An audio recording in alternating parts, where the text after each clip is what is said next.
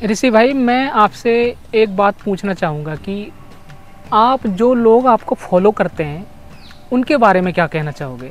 एक लोग के पास पैसे नहीं है, हाँ। लेकिन उसकी बात में और जुबान में इतना दम होता है कि उसने बीच में खड़े को बोल दिया ना कि लाइन यहाँ से लगेगी, तो लोग वहीं से लाइन लगाना शुरू कर देते हैं। और कुछ लोग ऐसे भी और होते कुछ हैं लोग ऐसे भी होते हैं जिनके पास हाँ, इस हाँ, दुनिया पर भर की शानो शौकत, आराम और ये सारी चीज़ें होते हुए भी वो लोग कहते हैं यार सब कुछ है, लेकिन वो कुछ भी ढोल भी पीटें, चीखें, चिल्लाएं, दुनिया भर के प्रमोशन करें, सोशल मीडिया, आउटडोर मीडिया, सब जगह, लेकिन एक कुत्ता भी नहीं आता वहाँ। कभी कभी ऐसा हो जाता है।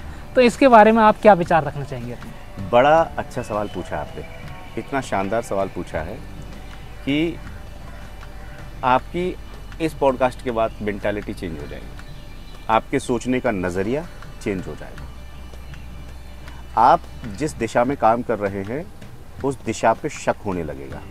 बिल्कुल। आपके लक्ष्य में आपका फेथ हिल सकता है, डिग सकता है। अगर ये सारे रिस्क आप उठाना चाहते हैं तो वीडियो पे कंटिन्यू करें।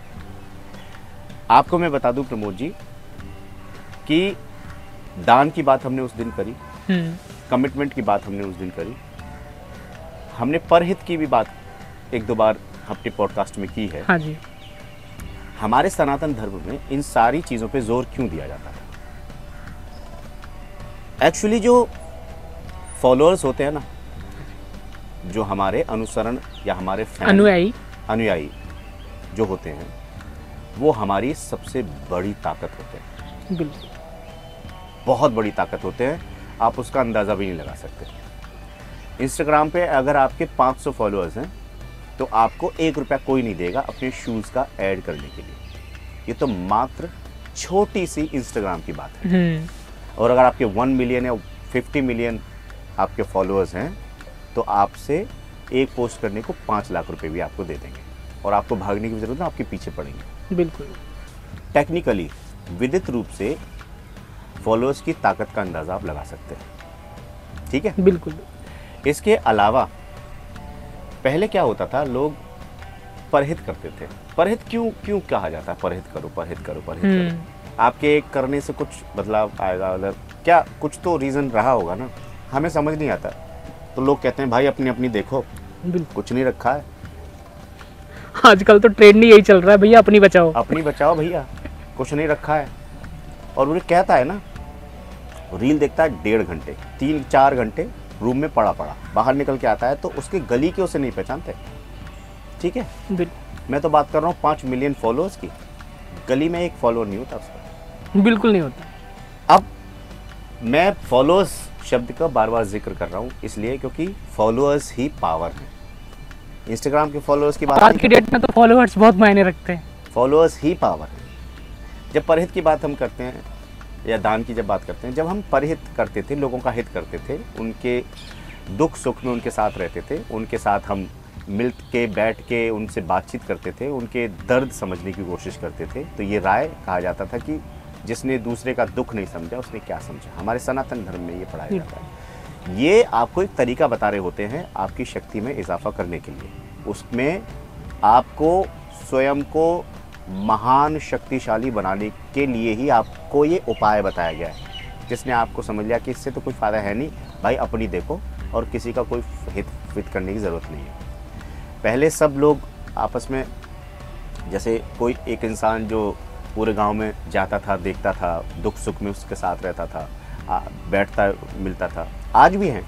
आज भी जब आदमी कोई दुख सुख में बैठ के, साथ में बैठ के सबके हित में काम करता है, उनके जो भी मामले होते हैं, पुलिस मामला हो गया, उनको किसी ने धमकाया, मतलब हर तरीके से दुख में, बीमारी में साथ देते हैं, ऐसे लोगों को ज़्यादा लोग पसंद करना शुरू कर देते हैं, है ना, अच्छे इंसानों को। और ऐसे लोग जो ये दान भी करते हैं तो बहुत ज़्यादा ख्याति उनकी फैलती जाती है कि वो फला आदमी है भाई, इतने रुपए दान कर देता है, वो तो ट्रस्ट में दे देता है, कितने गरीबों की सेवा कर रहा है, इससे भी ख्याति बढ़ती है। लेकिन अब सवाल उठता है कि ख्याति बढ़ानी क्यों? तो ख्याति बढ़ाने का इनडायरेक्टली यही होता है कि आपके इनडायरेक्टली फॉलोअर्स बहुत बढ़ रहा है। और फॉलोअर्स की महिमा का अंदाज़ा आप इस बात से लगा सकते हैं कि एक अगर डीएम जा रहा है और साथ में एक सांसद जा रहा है, तो सिक्योरिटी या इज्जत या फिर जो कॉन्वॉय है, समझ रहे हो। और उसकी अहमियत और डीएम की अहमियत, सांसद की अहमियत और डीएम की अहमियत। डीएम उससे ज़्यादा पढ़ा लिखा भी है, डीएम उससे ज़्यादा सब कुछ किया हुआ है। डीएम उसने आईएएस किया है, उसने कितनी सारी मेहनत की है, पढ़ाई दिन रात एक करी है। पावर भी उसके पास है, पावर भी है, सारी शक्तियाँ उसके पास है, वो कुछ भी साइन करेगा, खेल जाएगा, है ना। पैसा है, पैसा है, पावर है, अधिकार है, और एक पद है, सम्मानित पद भी है, सम्मानित पद भी है, समझ रहे आप। लेकिन वो नमस्कार करेगा नेताजी को, जो ना आईएएस करके आया, ना इवन 10वीं करके भी नहीं आया। कारण क्या है? कारण ये है कि डीएम के फॉलोअर्स नहीं है, सांसद जी के, नेताजी के फॉलोअर्स। उन्होंने, जनता ने उनको चुनकर भेजा है, जनता उनकी फैन हुई है। जितने एरिया में उन्होंने काम किए थे, आजकल तो खैर कैसे भी टिकट जीत जाते हैं लोग, या फिर और गणित भी लग जाते हैं, लेकिन अल्टीमेटली देखा जाए तो जो तरक्की की बात करता है ना, वही जीतता है। बिल्कुल बिल्कुल। तो उसके पीछे फॉलोअर्स है बहुत सारे, और उसके पीछे उसकी पढ़ाई लिखाई है, सिर्फ उसका पद है मात्र। तो जिसके पीछे फॉलोअर्स है, बस वही उससे अलग कर रहा है, और आज उसकी इतनी ज़्यादा है कि वो डीएम को ऑर्डर दे सकता है, चाहे वो 10वीं पास है।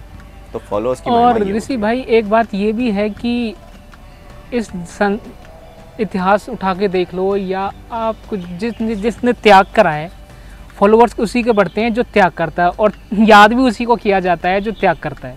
भाई मान लो वो रात को 12 बजे आके कोई गली का एक मजदूर आदमी कहता है कि भैया जी ऐसे ऐसे थोड़ी दिक्कत हो गई है, हमें तो पढ़ाई लिखाई के बारे में जानते नहीं है, यहाँ पे किसी डॉक्टर हमारे लड़के को एडमिट नहीं कर रहा है, तो एक बार आप चलोगे तो एक बार देख लो आप। वो जाता है, उसने अपना क्या त्याग किया, उसके साथ ही तो गया, लेकिन रात को 12 बजे जग के जाना, उसने अपनी नींद का त्याग किया, उसने अपनी गाड़ी में बिठा के ले गया, अपना खर्चा किया, अपने पैसे का त्याग किया, अपने धन का त्याग किया। तो भाई जो त्याग करेगा तो उसके फॉलोअर्स भी बढ़ेंगे, और उसका मान सम्मान प्रतिष्ठा सब कुछ बढ़ेगा, उसी का बढ़ता है। पैसा ही सब कुछ नहीं होता, ना ही पावर सब कुछ होती है।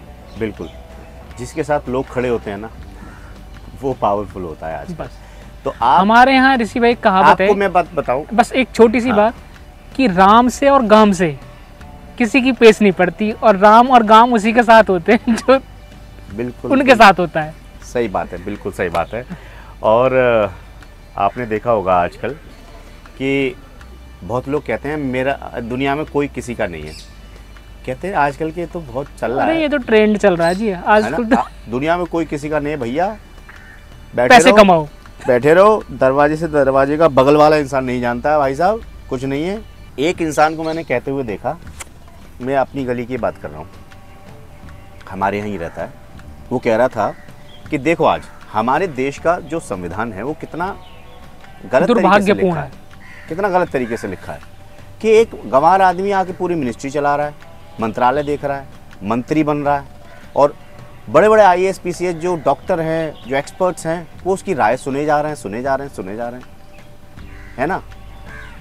तो उसको ये पता नहीं है कि भाई जनतंत्र है ये, इसमें जनता का तंत्र है, और ये लोकतंत्र जो होता है उसमें लोगों के द्वारा चुने हुए जो प्रतिनिधि हैं उन्हीं को ही शक्ति प्रदान की जाती है। तो जो व्यक्ति आज तुझे गंवार दिखाई दे रहा है, वो हो सकता है कि डिग्री और कागज़ों पे थोड़ा सा कम पढ़ा लिखा हो, औपचारिक या अनौपचारिक रूप से, हाँ जी, ठीक है, लेकिन वो चीज़ जो पढ़ा हुआ है वो ये है कि उसने पिछले 3 या 4 बार चुनाव जीते होंगे, उसने अपने संगठन को मजबूत किया होगा, लोगों को एकत्रित करने की शक्ति होगी, अपने एरिया में विकास के कार्य करवाए होंगे, लोगों की मजबूरियां पढ़ी हैं उसने, और लोगों के दर्द पढ़े हैं उसने लोगों को पढ़ा है। बिल्कुल। तो ऐसा नहीं है कि आपका जो मापदंड है आपकी अच्छाई और बुराई के, आप बहुत होशियार है कि नहीं है, कि वो डिग्री के कागज़ हैं। डिग्री के कागज़ तो मैं मानता नहीं हूँ, और ये झूठ भी साबित हो जाती है ना।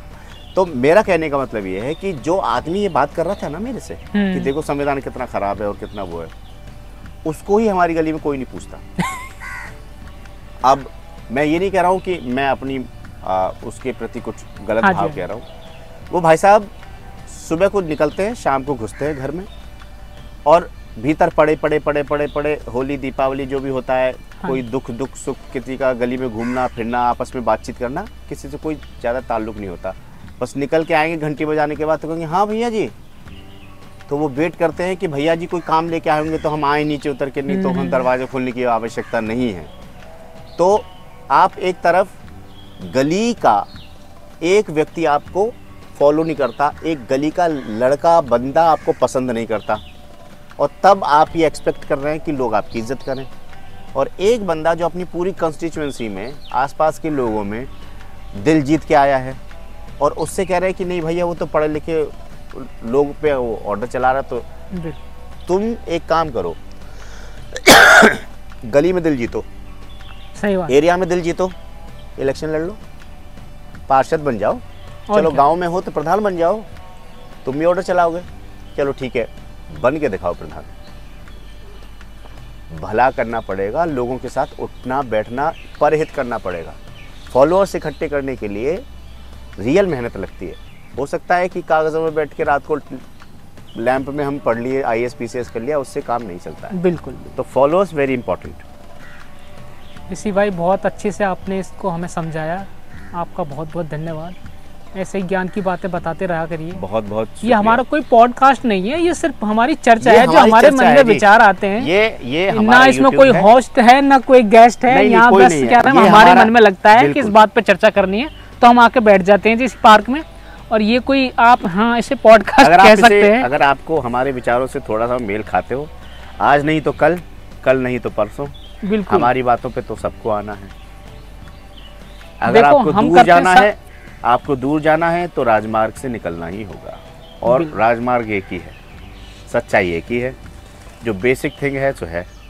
अब ये हमारा नहीं है, ये एग्जिस्ट जो करता है, जो पारंपरिक जैसे कहते हैं कि प्रैक्टिकल जो है वो यही है। हम उम्र से, हमारे समाज के, हमारे धार्मिक प्रभावों से, हमारे मम्मी पापा के पालन पोषण के प्रभावों से, हमारे साथियों के प्रभाव से हो सकता है कि हम उन चीज़ों को पहुंचने में जल्दी या लेट हों, लेकिन अल्टीमेटली हमको उसी सच पे ही पहुंचना है, सबको उसी सच पे पहुंचना है। आप कहें कि मैं किसी की नहीं सुनता भाई, ना मैंने आज तक बाप की नहीं सुनी, मैं नहीं सुनता भाई ना, तुम्हारी भी कोई नहीं सुनेगा।